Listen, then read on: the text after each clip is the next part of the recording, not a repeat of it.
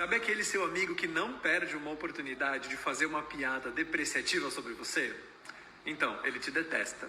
E não vem com essa de intimidade não que não cola. Quando a gente tem intimidade com alguém, as piadas também são íntimas. Quando alguém externa um comentário desagradável sobre você na frente de outras pessoas, essa pessoa não tem outra intenção a não ser te inferiorizar e te constranger. Se livra desse peso.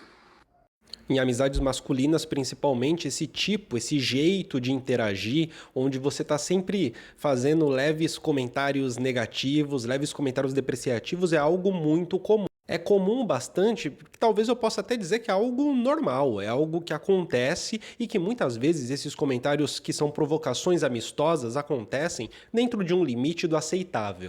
É óbvio que todo mundo que é adulto e tem o mínimo de sagacidade compreende, né, a existência desses limites e compreende quando as coisas estão para além desses limites.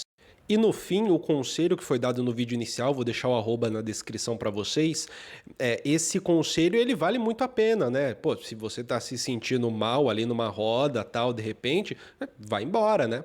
Só que tem algo que me parece que é o real problema, o real peso, e o peso não é exatamente o seu amigo que de repente faz uma provocação. O peso é a necessidade de fazer com que algo que você sente se transforme numa característica do outro. Porque se não for uma característica do outro, você não pode tomar uma atitude. Ou seja, você não pode se impor. Se você se impor, você está errado. É necessário que o outro seja malvado para que aí você possa tomar uma atitude e tirar ele da sua vida ou se retirar da vida dele.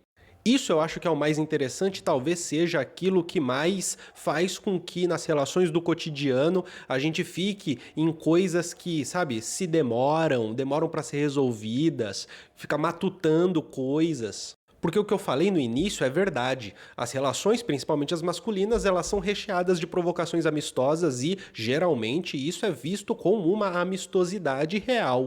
De fato, não é uma coisa, assim, uma provocação para te destruir, etc, etc, etc, etc.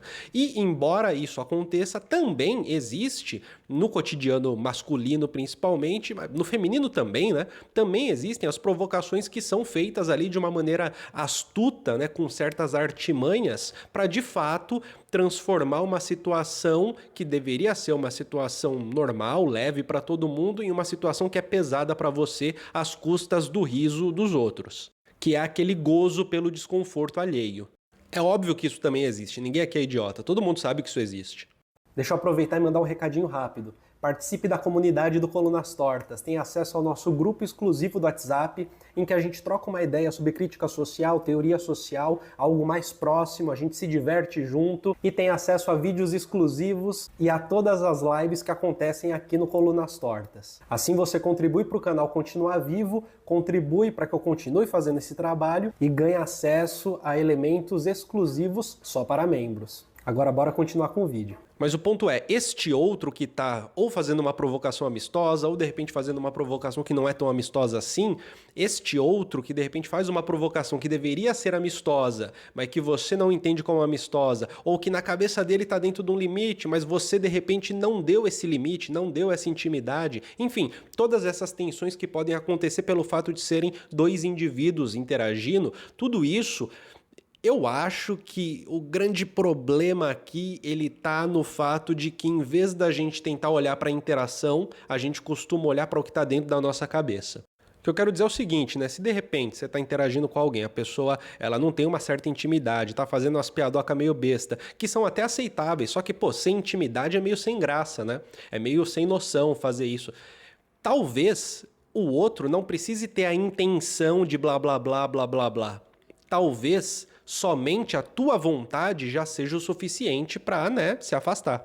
O que eu tô falando aqui é um suco de uma passividade que eu já venho dizendo em outros vídeos aqui no Colunas Tortas, de uma passividade onde a gente não pode resolver conflitos abertos se impondo, mas o conflito aberto ele precisa ser resolvido apaziguando ou ele precisa ser resolvido vilanizando alguém numa situação.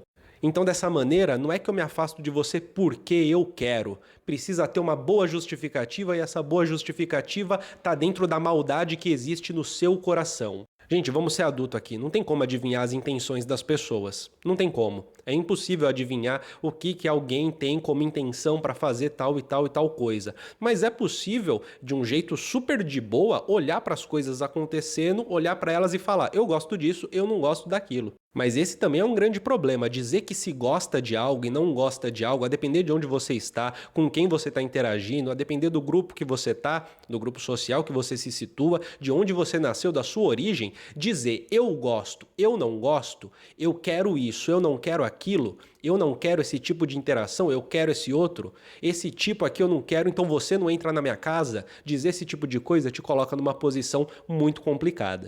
A organização social brasileira, a depender da sua posição de classe, ela é feita para que você não possa se impor. Você precisa fazer com que o outro seja uma pessoa podre, por exemplo. Porque se o outro não for podre, a exclusão do outro faz de você podre.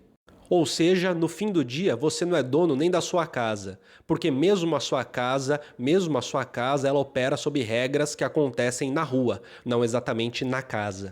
O trânsito dentro da sua casa precisa ser mediado pelas formas de relação que acontecem na rua e não exatamente as que acontecem só na sua casa. E é claro que aqui eu estou falando sobre pessoas que querem manter, né, boas relações ali na comunidade que mora, na comunidade de pessoas que se situa, né? Tô falando sobre isso no fundo, que geralmente é o objetivo da gigantesca maioria das pessoas.